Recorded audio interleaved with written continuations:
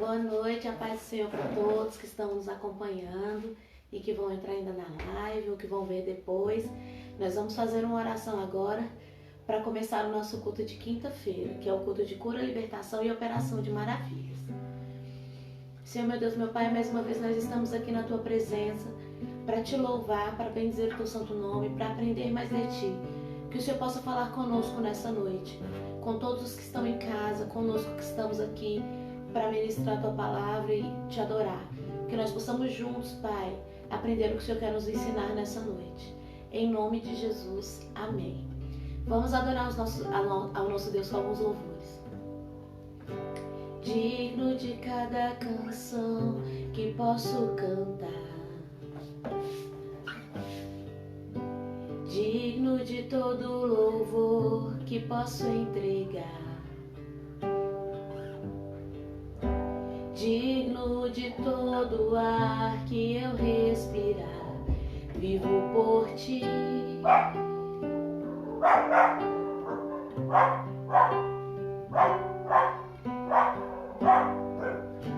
Jesus, Seu nome está sobre todo nome. Jesus, o único que pode salvar, digno de todo ar que eu respirar, vivo por Ti.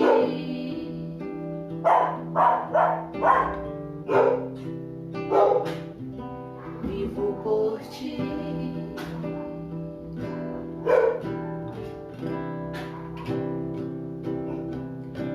Santo, ninguém se compara, nada se iguala.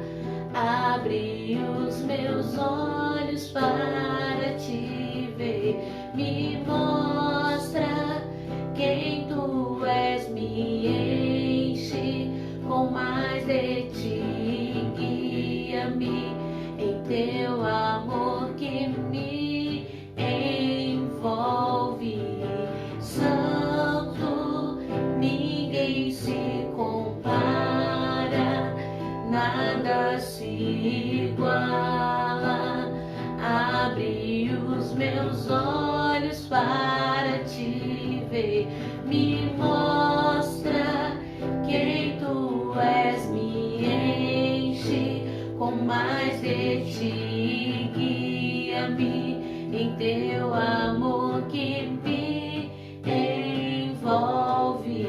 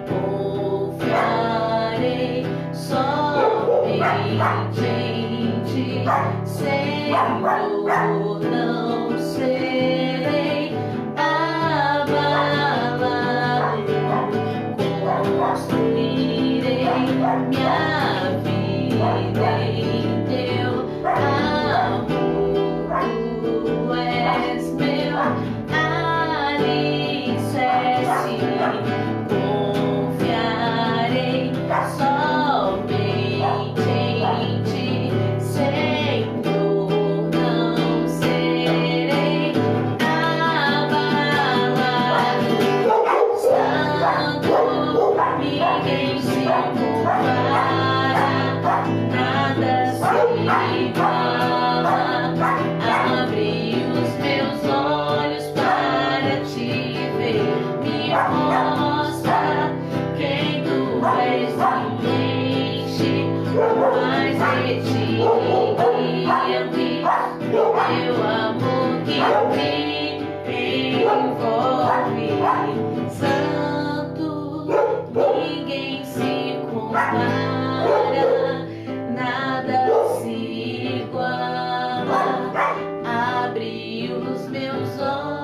para te ver.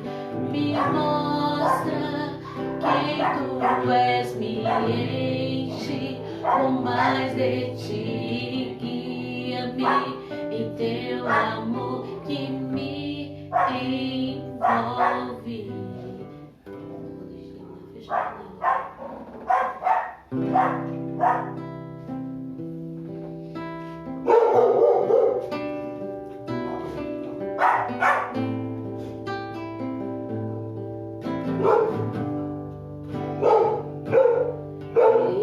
Peregrinando, vou pelos montes e pelos vales, sempre na luz.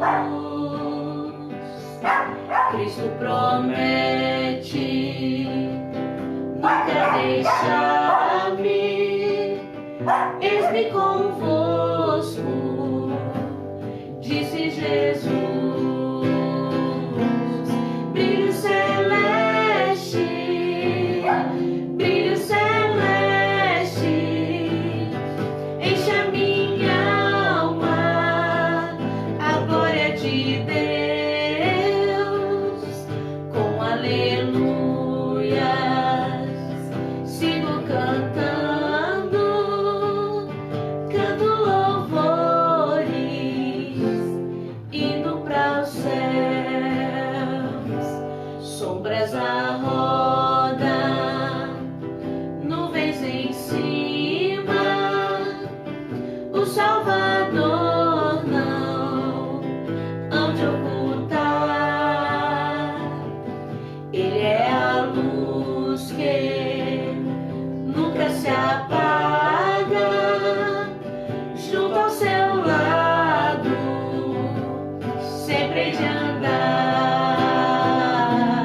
Brilho celeste, brilho celeste, enche a minha alma, a glória de Deus,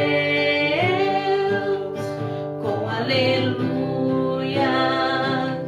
sigo cantando, canto louvores,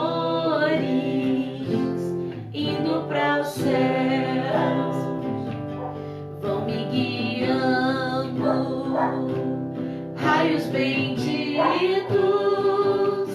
que me conduzem para a mansão, mais e mais perto, o mestre seguindo, canto os louvores da salvação. Brilho celeste, brilho celeste, enche a minha alma, a glória de Deus, com aleluias, sigo cantando, canto louvores, indo para os céus. Brilho celeste, brilho celeste, enche a minha alma, a glória de Deus, com aleluias, sigo cantando, canto louvores, indo para os céus. Obrigada, Jesus, por mais esse momento que nós tivemos, Pai, para te louvar e te adorar nessa noite. Que o Senhor possa ter recebido os nossos louvores e que o Senhor possa falar conosco através da tua palavra nessa noite. Em nome de Jesus, amém. Irmãos, eu peço desculpa aí se houve um latido de cachorro, que aqui em casa tem 3 e eles estão ali alvoroçados. Mas agora eu acho que eles vão diminuir essa latição deles. Então hoje a nossa pregação é sobre, o tema dela é livre das prisões, porque hoje o nosso culto é um culto de cura, libertação e operação de maravilhas. E nós vamos falar um pouquinho sobre algumas prisões, algumas coisas que podem aprisionar o cristão aqui na terra. Então o texto de hoje é Salmos 142, vamos abrir as nossas Bíblias. No Salmo 142, do versículo 5 ao versículo 7. Salmo 142, do versículo 5 ao versículo 7. Diz assim a palavra de Deus: A ti clamo, Senhor, e digo: Tu és o meu refúgio, o meu quinhão na terra dos viventes. Atende o meu clamor, pois me vejo muito fraco. Livra-me dos meus perseguidores, porque são mais fortes do que eu. E aí eu quero atenção especial nesse versículo 7 que diz assim: Tira a minha alma do cárcere, para que eu dê graças ao teu nome. Os justos me rodearão quando me fizeres esse bem. Então, hoje o tema, como eu falei, é livre das prisões. E nós temos um texto de apoio também a esse texto base, onde o versículo principal é o versículo 7, que diz, vou repetir: Tira a minha alma do cárcere, para que eu dê graças ao teu nome. Os justos me rodearão quando me fizeres esse bem. E o texto de apoio está lá em 1 João, primeira epístola de João, capítulo 1, versículo 9, que diz assim: Se confessarmos os nossos pecados, Ele é fiel e justo para nos perdoar os pecados e nos purificar de toda a injustiça. Esses dois textos são os textos principais da mensagem de hoje, que tem por título Livre das Prisões. Algumas coisas têm aprisionado os cristãos aqui na terra, alguns sentimentos, algumas situações, e nós vamos falar de 3 prisões nessa noite. A primeira prisão é a amargura. Aqui Davi fala nesse texto, ele pede a Deus que tire a alma dele do cárcere. Tire a alma dele do cárcere, porque ele sabe que Deus pode fazer isso. E ele fala: quando o Senhor fizer isso, eu vou dar graças ao seu nome. E eu sei que os justos me rodearão quando me fizerem esse bem. Então, a primeira prisão que tem aprisionado muitos cristãos, que tem deixado a alma de muitos cristãos no cárcere, é a amargura. Vamos ler lá, eu vou ler para vocês aqui o que está em Hebreus. Hebreus 12, versículo 5 diz assim, ó.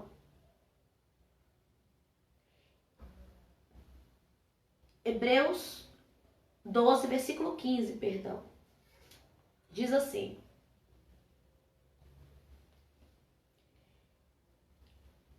Atentando diligentemente, porque ninguém seja faltoso, separando-se da graça de Deus, nem haja alguma raiz de amargura que brotando vos perturbe, e por meio dela muitos sejam contaminados. Então, nesse versículo, fica claro que a raiz de amargura, que a amargura perturba a alma da pessoa que está com amargura e também perturba as pessoas que estão ao seu redor, contaminam as pessoas que estão ao seu redor. Então, a primeira prisão que eu quero falar é da amargura. A amargura tem prendido muitos cristãos e ela é um sentimento. Por que ela é uma prisão? Por que ela é um cárcere?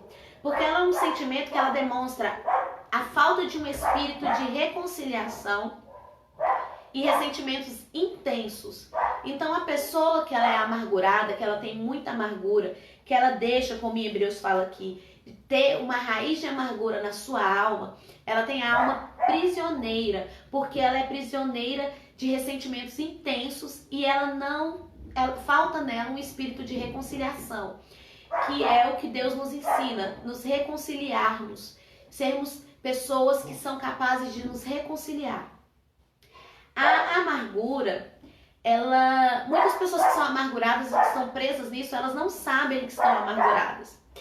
E a gente tem que observar as nossas atitudes e algumas posturas que nós temos para ver se nós somos pessoas que estão deixando a raiz de amargura, ter raiz de amargura na nossa alma, no nosso coração, nos nossos sentimentos, e nos afastando de Deus por essa falta de reconciliação.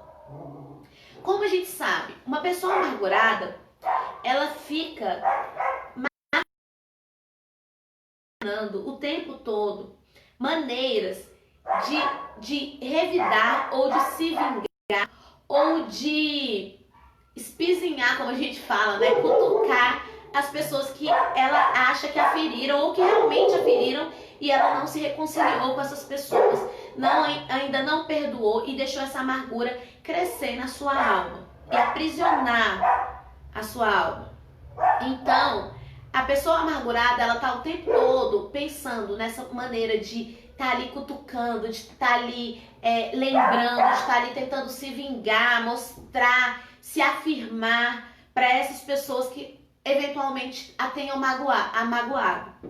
Uma pessoa amargurada também, ela fica recordando o tempo todo, nos mínimos detalhes mínimos e bem íntimos, as situações que causaram dano por um tempo.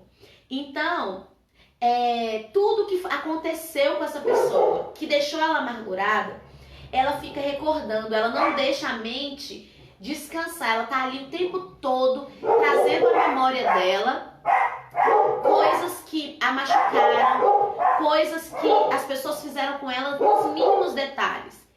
E a gente sabe que a palavra de Deus nos orienta que a gente tem que trazer à nossa memória o que nos traz esperança.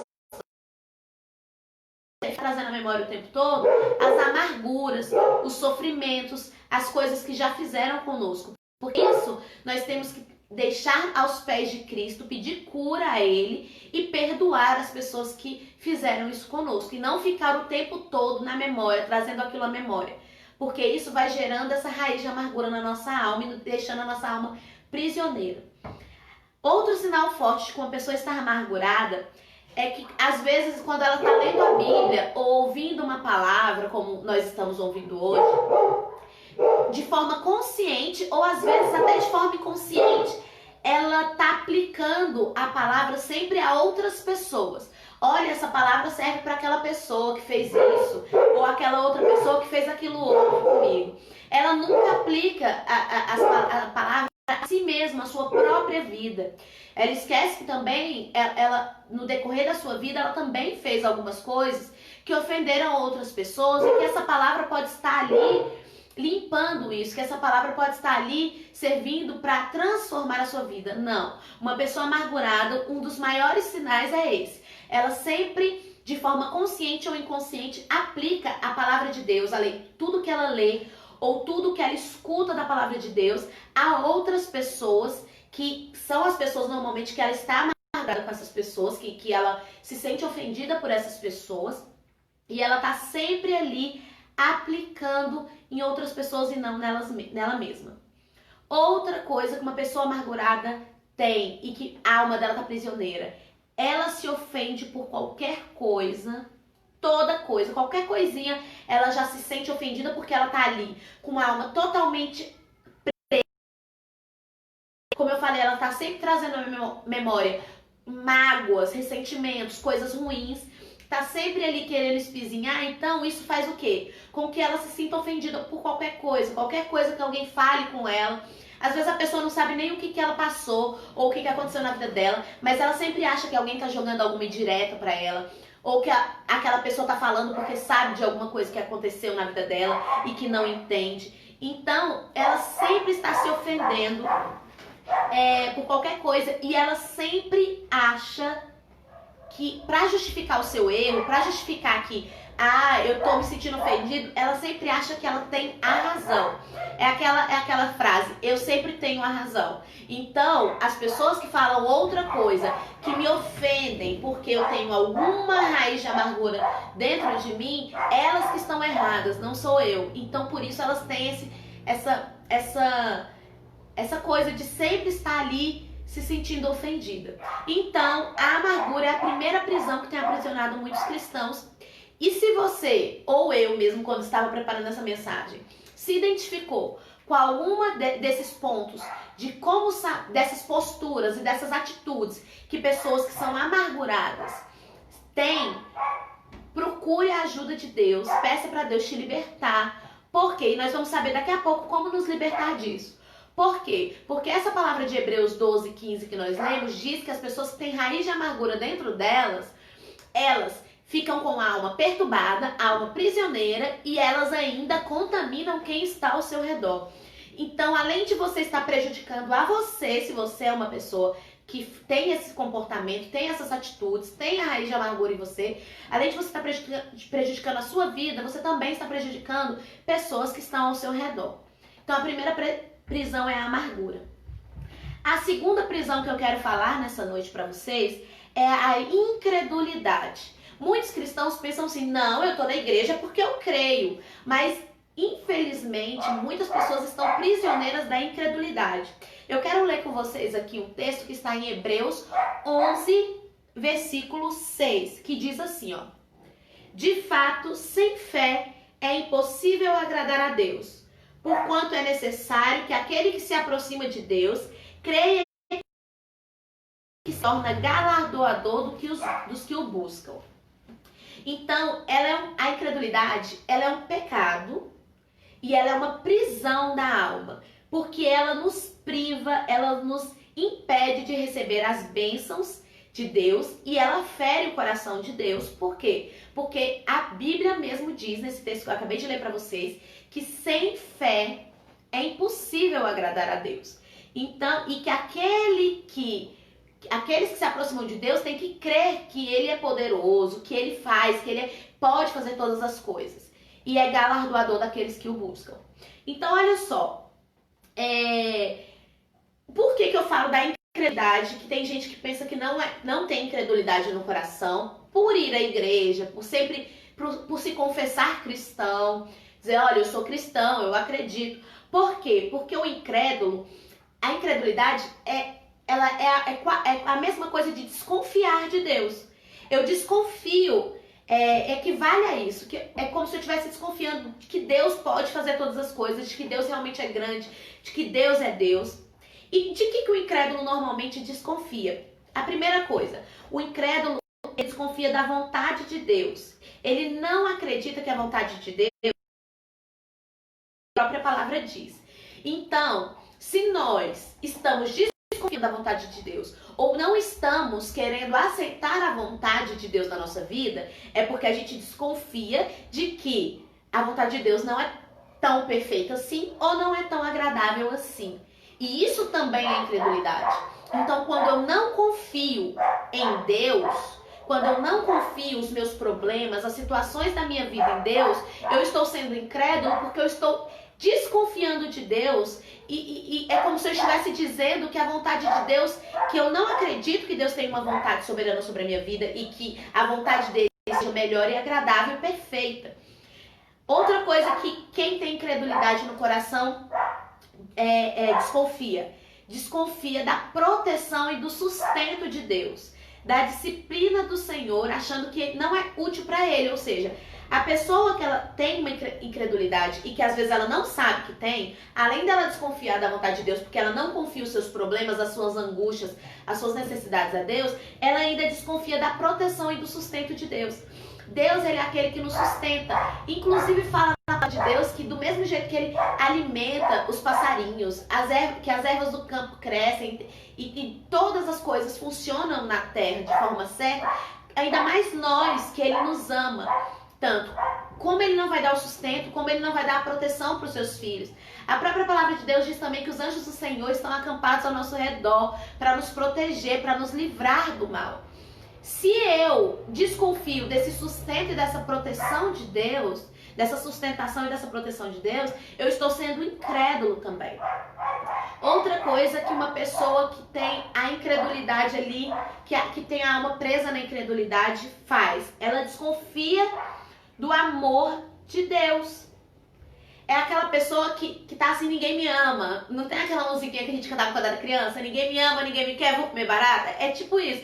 A pessoa, ela tá ali, ó, ninguém me ama, ela não consegue enxergar o amor de Deus por causa da incredulidade. Porque se a gente crê que Deus é tudo isso que a palavra dele diz, se a gente crê que Deus é o nosso Pai, que ele quer o melhor para nós, como a gente vai desconfiar do amor dele? Como a gente vai dizer que não existe ninguém que nos ame? Como a gente não vai nos sentir amados? O fato de não se sentir amado por Deus é uma desconfiança no amor de Deus. E isso é incredulidade. Porque quando a gente não se sente amado por Deus, a gente está sendo incrédulo, a gente não está acreditando no que ele diz na palavra. A palavra diz que Deus é amor.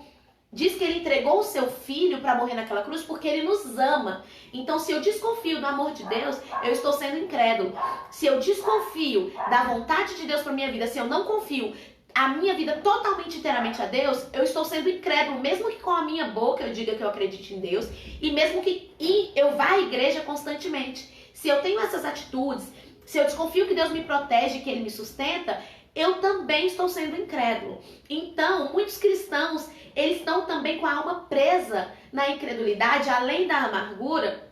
Por quê? Porque eles acham que o fato de ir para a igreja, de cantar, adorar a Deus, de ler a palavra e de acreditar que existe um Deus, que é Deus Pai, Deus Filho, Deus Espírito Santo, a Trindade, ele tem fé, ele não está sendo incrédulo. Mas as nossas atitudes e as nossas posturas podem estar sendo atitudes e posturas de uma pessoa incrédula. Quando a gente desconfia da vontade de Deus, como eu falei, quando a gente desconfia da proteção e do sustento de Deus, ou quando a gente desconfia do amor de Deus. Por isso que o cristão tem que sempre pôr a sua confiança em Deus. Porque se a gente acredita que Ele é Deus e que Ele é tudo o que a palavra dele diz, nós não podemos desconfiar dele, porque a desconfiança de Deus é a incredulidade.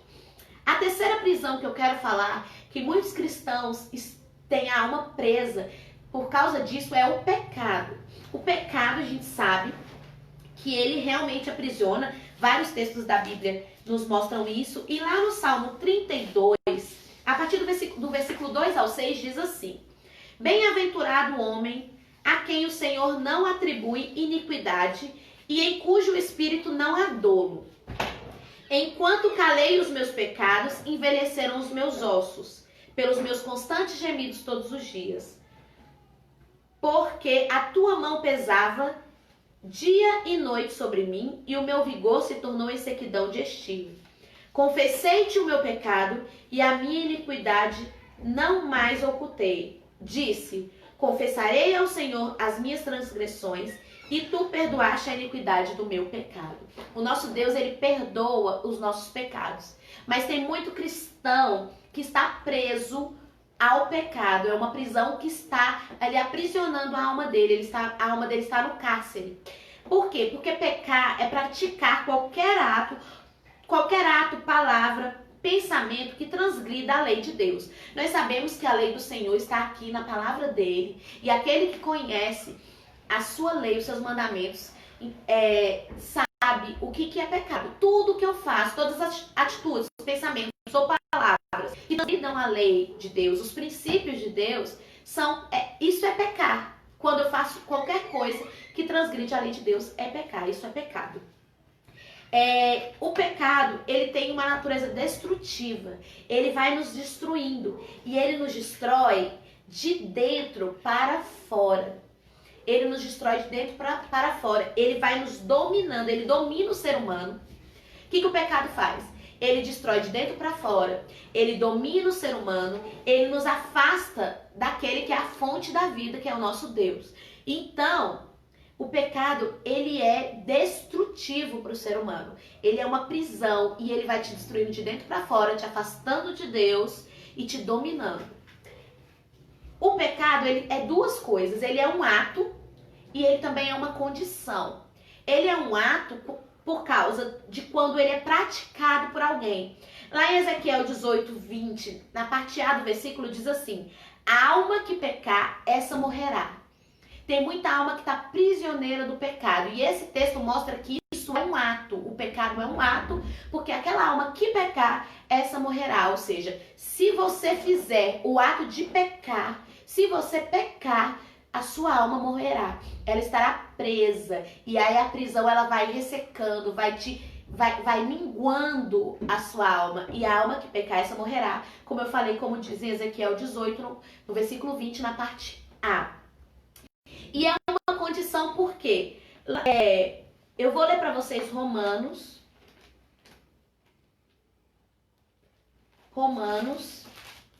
5,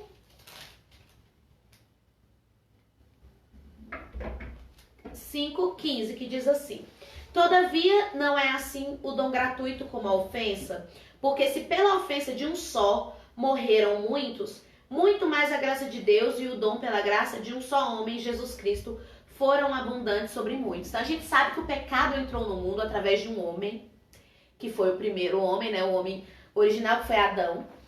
Então ele é uma condição. Nós nascemos já, a partir de quando o pecado entrou no mundo, nós nascemos pecadores. Então o pecado é uma condição e ele é um ato. Então, é uma condição, como eu falei, porque nós somos descendentes de Adão. Mas nós podemos evitar o pecado. Nós podemos lutar contra o pecado. E é isso que o cristão tem que fazer. Por quê? Porque o pecado, meus irmãos, ele nos submete a situações humilhantes. Humilhantes. Ele nos submete a situações que deixam o ser humano na lama. Até chegar ao ponto da pessoa se tornar escravo, prisioneiro. A alma da pessoa se torna prisioneiro do pecado. A pessoa, ela fica tão enganada, tão cega, que ela acaba gostando do que ela está praticando. Se nós não formos libertos do pecado e continuarmos pecando, sem freio, a nossa alma vai se tornar prisioneira e tão escrava do pecado que a pessoa acaba gostando do que ela está fazendo. E isso nós não podemos permitir de forma alguma, porque o texto que eu li para vocês diz: a alma que pecar, essa morrerá. E a gente sabe que não é uma morte só física, em alguns casos acontece morte física também. Mas é principalmente a morte eterna, a morte espiritual que nós temos, que a gente não pode nos deixar cair nisso, porque Deus tem para nós a vida eterna. O pecado, ele traz sobre o homem também a condenação. Eu vou ler para vocês aqui João 12, o versículo 48, que diz assim: quem me rejeita e não recebe as minhas palavras, tem quem o julgue. A própria palavra que tenho proferido, essa o julgará no último dia. O pecador, quando ele se acostuma com o pecado, quando a alma dele está prisioneira do pecado, ele não ouve as palavras de Deus. E aí, olha aqui, a própria palavra diz, que ele vai ser julgado. Ele vai ser julgado no último dia. E a própria palavra o julgará. Então nós temos que ter cuidado, porque o pecado, ele quer nos prender. Eu sei que ninguém é perfeito, todos nós cometemos pecados. Mas aqui há uma diferença de você cometer um pecado acidental e daquela alma que está prisioneira do pecado, que já está escrava do pecado, que já está pecando e gostando do que está fazendo. Porque o pecado, como ela está escrava do pecado, prisioneira do pecado, ela vai pecando sem arrependimento, sem confissão de pecados, e aí ela vai gostando. Então é esse tipo de prisão que eu estou falando. Porque pecadores, nós sabemos que todos nós somos, e a gente vai lutando contra o pecado. E aí aqui eu tenho algumas coisas que Deus deixa na palavra dele, claro, que a gente tem que fazer para nos livrar do pecado. Que é, primeira coisa, arrependimento. A primeira coisa que aquele que está prisioneiro do pecado tem que fazer é se arrepender. A segunda coisa é confessar. Nós temos que confessar a Deus. A gente até leu em João, lá, 1 João 1,9. Se confessarmos, ele nos perdoará, nos purificará. E deixar o pecado. Isso é uma coisa que tem sido falada já há muito tempo na igreja. Todos vocês já ouviram, eu também. Mas é sempre bom nós estarmos trazendo à memória essas coisas. Isso sim nós temos que trazer à memória.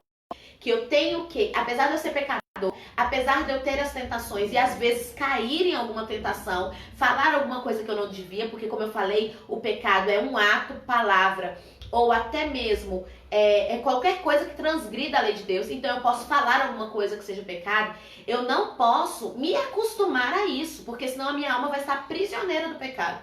Eu tenho que me arrepender imediatamente, confessar o pecado e deixar, largar, lutar o máximo que eu posso, combater o pecado, como a própria palavra diz, até o sangue, para que eu não faça novamente. Então, meus irmãos, as 3 prisões que eu queria falar para vocês hoje, que nós precisamos nos libertar, e que tem muitos cristãos, eu não estou falando do pessoal do mundo que ainda não conhece a Deus, eles estão prisioneiros também dessas prisões e de muitas outras, mas muitos cristãos estão caindo nessas 3 prisões. E quando a gente está preso em algum lugar, alguém tem sempre a chave para abrir aquela cela. E eu quero falar para vocês também três chaves para abrir essas prisões. Eu falei de 3 prisões que estão prendendo a alma e eu quero falar de 3 libertar, abrir o cárcere para que a nossa alma seja livre para adorar a Deus e bendizer o seu santo nome como Ele quer e espera de nós, seus filhos. A primeira chave é o poder da palavra de Deus. A palavra de Deus.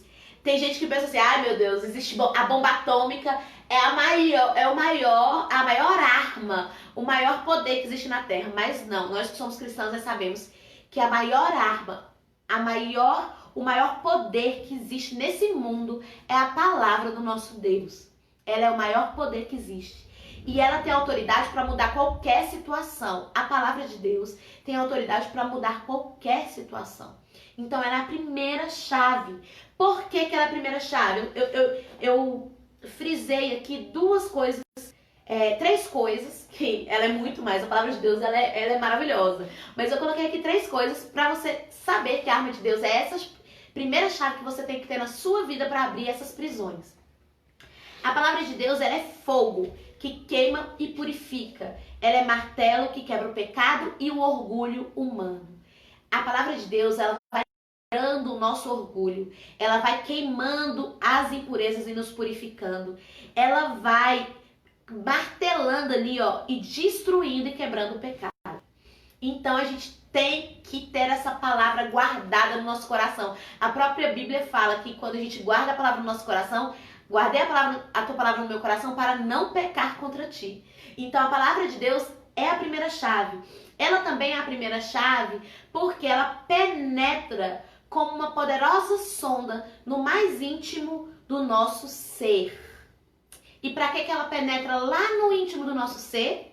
Para introduzir o remédio de cura da nossa alma, o perdão dos pecados e trazer alimento espiritual. Então a palavra tem esse poder, ela é como uma sonda e ela entra lá no fundo do nosso ser para trazer o alimento para as nossas vidas, o remédio para curar a nossa alma e libertar ela e também o perdão para os nossos pecados.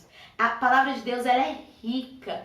E a sonda, quando uma pessoa faz uma operação, ela coloca uma sonda para extrair os líquidos, né, que estão retidos no seu organismo, no organismo da pessoa que estava enferma, que fez aquela cirurgia. E a palavra do Senhor, ela também faz isso. Ela extrai de nós qualquer pensamento, palavra ou ação que não estão em sintonia com Deus.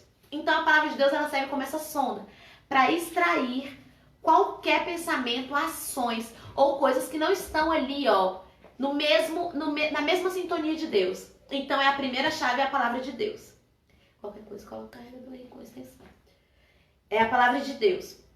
A segunda chave é o sangue de Jesus. A gente sabe que tem até meme na internet, né? O sangue de Jesus tem poder. E ele tem muito poder mesmo. A própria palavra de Deus diz isso. O sangue de Jesus tem poder.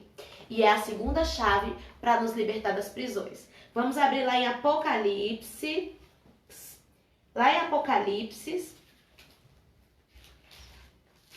Apocalipse, perdão, falei errado, 1:5, Apocalipse 1:5 diz assim, ó. E ele tá falando de quem a dedicatória das cartas, e aí ele diz assim, ó.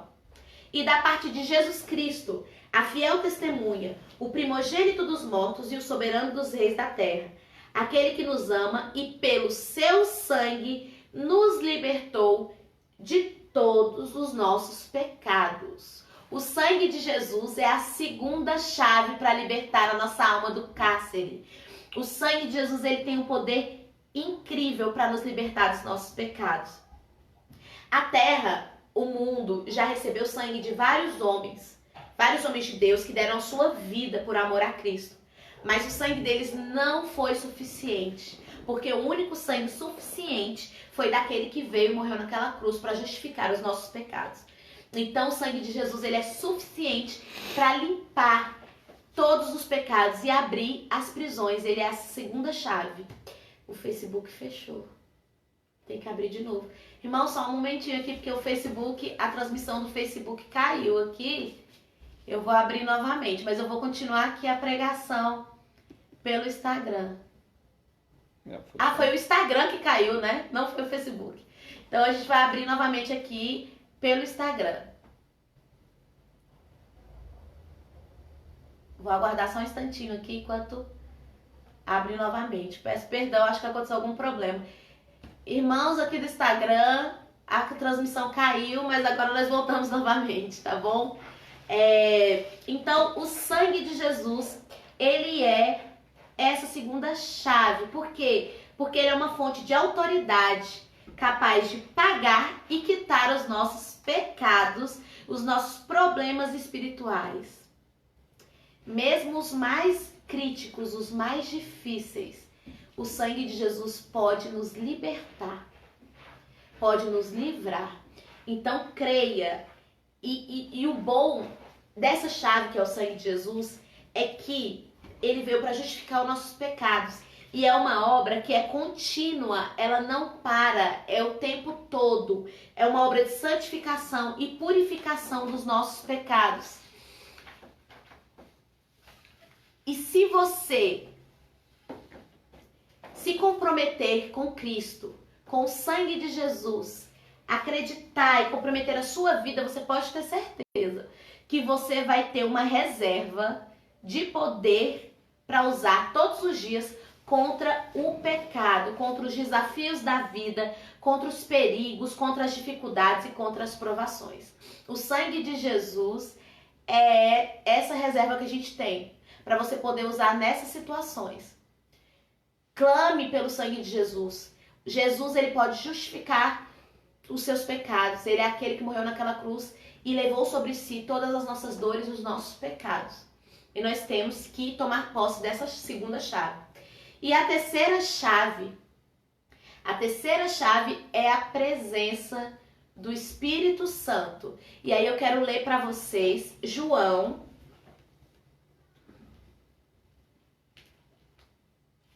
16, do 7 ao 11. Tem alguns irmãos entrando no Instagram aqui novamente. O Instagram fechou, eu peço perdão, mas nós estamos continuando com a mensagem. João 16, a partir do versículo 7. Mas eu vos digo a verdade, convém-vos que eu vá, porque se eu não for, o Consolador não virá para vós outros. Se, porém, eu for, eu vos enviarei. Quando ele vier, convencerá o mundo do pecado, da justiça e do juízo. Do pecado, porque não creem em mim. Da justiça, porque vou para o Pai e não me vereis mais. E do juízo, porque o príncipe desse mundo já está julgado. Então, o Espírito Santo de Deus, a presença do Espírito Santo de Deus nas nossas vidas, é essa terceira chave para nos libertar a nossa alma das prisões. O Espírito Santo, ele é fundamental na vida do cristão, a presença dele. E tem dois tipos de cristão, irmãos. É triste dizer isso, mas existem dois tipos de cristãos na atualidade hoje. Os que têm a presença do Espírito Santo e os que não têm a presença do Espírito Santo na vida. O que isso quer dizer? Os que não têm a presença do Espírito Santo são aqueles crentes que têm muito medo, receio. São crentes que estão fracos porque o Espírito Santo não está ali para convencê-los o tempo todo. São temerosos. Já aqueles que têm o Espírito Santo, a presença do Espírito Santo na sua vida, são aqueles que frutificam, são aqueles que têm palavras de vida eterna para as outras pessoas, são aqueles que são destemidos para falar a palavra de Deus, corajosos. E nós temos que ter essa presença que nos encoraja, que nos tira todo o medo, que lança fora todo o medo do Espírito Santo na nossa vida. E é Ele, o Espírito Santo, que vai nos convencer sempre, todos os dias. Quando a gente peca, o Espírito Santo já está lá nos mostrando o nosso erro para que nós possamos nos arrepender, confessar e deixar o pecado. Então ele é fundamental na vida do cristão, a presença do Espírito Santo, e ele é essa terceira chave. Nós não podemos ser aquele vaso vazio, nós temos que ser um vaso cheio de Deus, cheio da presença de Deus. Porque um vaso vazio, ele é um vaso inútil, não serve para nada. Então a gente não pode ser assim. Nós temos que nos encher da presença de Deus para que Ele possa transbordar nas nossas vidas e trazer frutos nessa terra que a gente sabe que está corrompida. Então, o Espírito Santo é fundamental por quê? Porque ele nos ajuda a cumprir o ideal do Senhor nas nossas vidas, que é amar e glorificar a Deus mais do que antes, quando nós não tínhamos o Espírito Santo. Ele nos leva a isso, amar e a glorificar a Deus e ter uma maior e intensa comunhão com Deus. O Espírito Santo também tem esse papel de nos levar a ter uma intensa e maior comunhão com Deus. Por isso que a presença dele nas nossas vidas é fundamental. Outra coisa que o Espírito Santo nos faz nos ajuda a abandonar o pecado e não seguir a vontade da nossa carne. Por isso que ele é a terceira chave. Assim como a terceira prisão que eu falei lá é o pecado, a terceira chave é o Espírito Santo, que nos ajuda a abandonar o pecado e não seguir a vontade da nossa carne. Quando a presença do Espírito, a nossa vida está cheia do Espírito Santo, a gente tem essa força para lutar e para abandonar todo o pecado. O Espírito Santo é aquele também que nos aponta a direção correta, porque ele está ali nos mostrando, nos convencendo do pecado, da justiça e do juízo. Ele nos mostra a direção certa. Ele aumenta em nós o nosso repúdio pelo pecado, pelas coisas erradas, por tudo que é pecaminoso. Ele gera em nós essa repulsa. Quando a pastora Beta até fala na igreja que hoje em dia, como ela está buscando muito a Deus, desde 1990, né, mames? Ela está buscando a Deus e teve um encontro real com Deus. Ela sempre fala, irmãos, eu busco e procuro sempre me afastar de tudo que é pecaminoso. E é isso, o Espírito Santo, a presença do Espírito Santo nas nossas vidas faz isso. Ele nos faz repudiar, sentir repulsa do pecado e nos aponta a direção correta que nós temos que seguir. Ele também nos ajuda a refrear nossos desejos pelas buscas egoístas e honrarias terrenas. Tem muita gente que quer ser honrada aqui na terra, tem muita gente que quer buscar coisas só para si, e o Espírito Santo, olha, nós recebemos um texto, eu vou ler aqui já. O Espírito Santo, ele nos refreia esses desejos de honra, esses desejos de buscas egoístas. Por isso que ele é a terceira chave. Ele nos ajuda a nos livrar de todo o engano do diabo. Então busque a presença de Deus na sua vida, do Espírito Santo, que ela é a terceira chave. Eu vou ler agora um texto que a pastora Benta mandou. Ah não, ela foi e colocou ali, foi o texto que eu já tinha lido, né? Para os irmãos saberem, que é João 16, do 7 ao 11, exatamente. É que o Ramon tá aqui de olho, anotando para ver se algum irmão manda algum versículo, que a gente ainda não tá acostumado com essas coisas ainda. Estamos aprendendo, irmãos. Então, irmãos, é isso. As 3 prisões que estão prendendo a alma do ser humano: a amargura,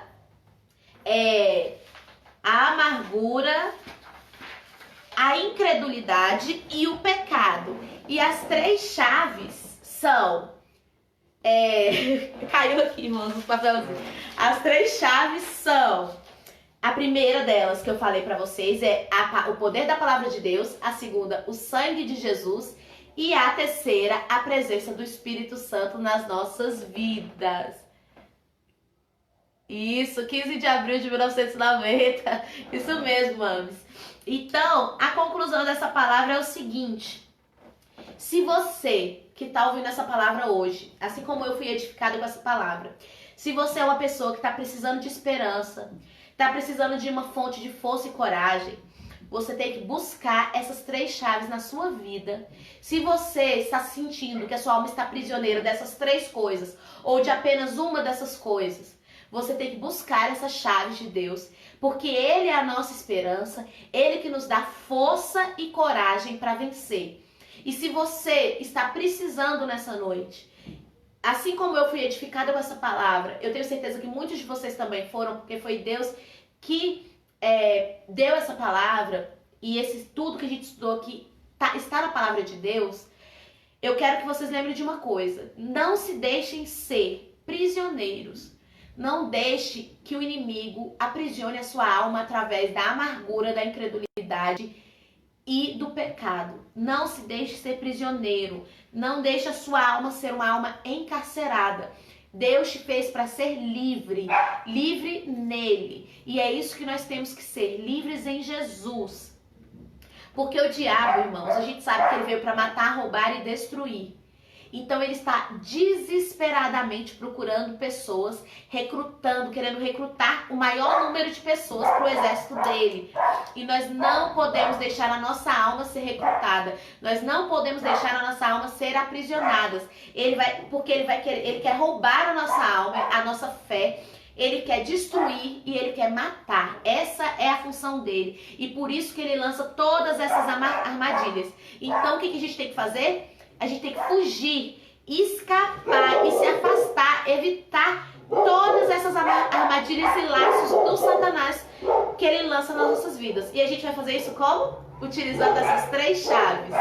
Não esqueçam, o poder da palavra de Deus, o sangue de Jesus e a presença do Espírito Santo. Se você tiver essas 3 chaves na sua vida, a sua alma nunca vai ser aprisionada pelo inimigo, amém?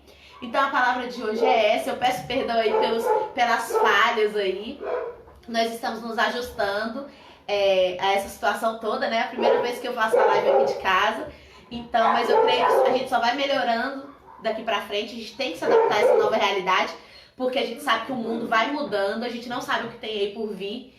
E a gente tem que continuar nessa realidade diferenciada, nessas situações adversas, buscando a Deus. A gente não pode abandonar, irmãos, de jeito nenhum. E domingo nós estaremos na igreja juntos. Efésios 6, versículo 10. Deixa eu ler aqui, que a irmã Vânia e o irmão Adair mandaram. Efésios 6, versículo 10.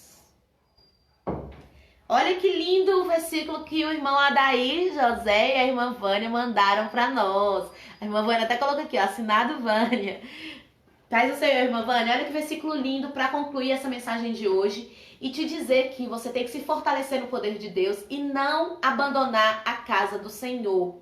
Não abandone a casa do Senhor. Mesmo que você não possa estar lá presencialmente por causa das dificuldades, se você é do grupo de risco ou de qualquer outra coisa, sempre assista as lives aqui, porque nós precisamos estar fortalecidos na palavra de Deus.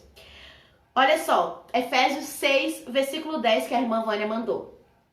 Quanto ao mais, sede fortalecidos no Senhor e na força do seu poder.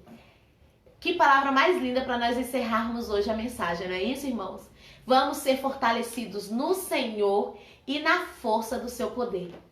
É isso que nós precisamos. Então, domingo, nós vamos nos encontrar, aqueles que podem, presencialmente lá na igreja, seguindo todas as medidas de segurança.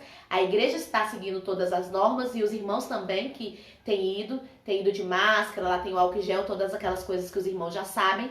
Domingo nós vamos nos encontrar à noite presencialmente. De manhã tem a escola bíblica dominical a partir das 10 horas em live para vocês poderem assistir. Na terça-feira tem a live do culto de doutrina.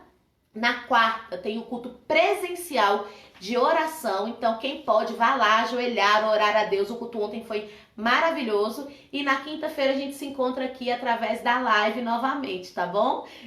Eu quero agradecer a presença de todos. Eu não sei todos os que estão na live ainda para agradecer a todos, mas muito obrigada a todos que estão assistindo nessa noite e que Deus te abençoe. Eu vou fazer uma oração agora para encerrar e vou dar a bênção apostólica, amém? Senhor, meu Deus, meu Pai, nós queremos te agradecer nessa noite pela essa palavra, Pai, que edificou a minha vida. Eu tenho certeza que edificou também a vida dos irmãos que estão nos assistindo. Que o Senhor possa abençoar a família de cada um, Pai, cercar a casa deles com os teus anjos, Pai, protegê-los de todo o mal dessa terra, Deus.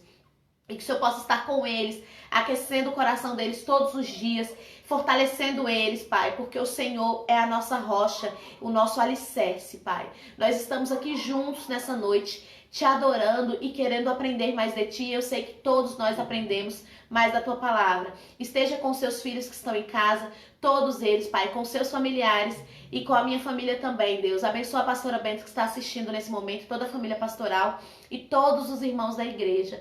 Em nome de Jesus, amém. Muito obrigada, Jesus, por mais esse dia. E agradeça a Deus e medite nessa palavra, amém? Que a graça do nosso Senhor Jesus Cristo, o amor de Deus nosso Pai e as consolações do Espírito Santo estejam com todos nós, com vocês, comigo, com a nossa família, com todos os cristãos espalhados pelo mundo, agora e para todos sempre. Amém. Um beijo, saudade de vocês.